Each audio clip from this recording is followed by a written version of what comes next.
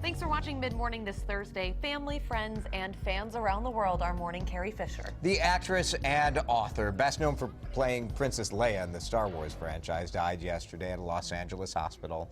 Fisher reportedly suffered a heart attack on a flight from London to LA on Friday.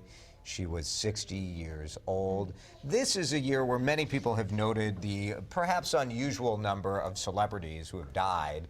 And the ones that resonated the most, I think, are usually people in music, right? Yeah. The Prince death really resonated all around the world because people grew up with the music of Prince, and there's something very personal about music and what kind of role that plays in your life.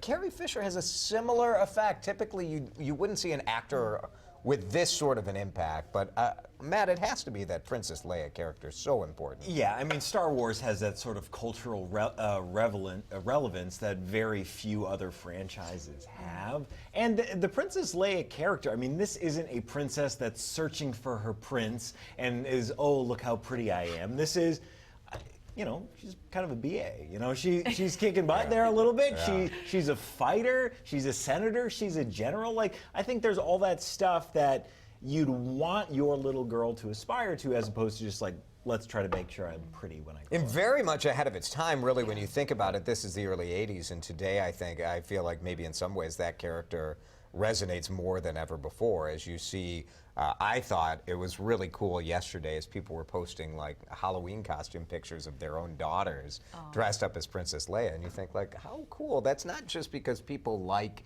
Star Wars. It's because Carrie Fisher was that kind of butt-kicking princess in her real life as well, Kim. She was, yeah, and I think, you know, what she was is she was human. She was a human being who had faults, who was imperfect. She struggled with addiction, she struggled with depression, and she was very open about it. She talked about it in a very real way, and that made her very relatable to so many people.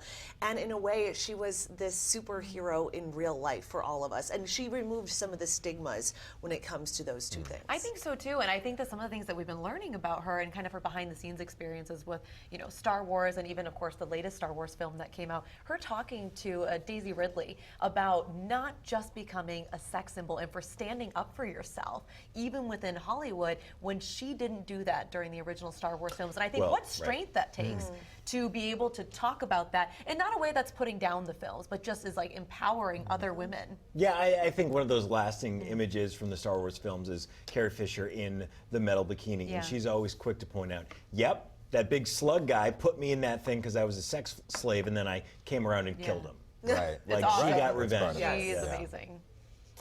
All right.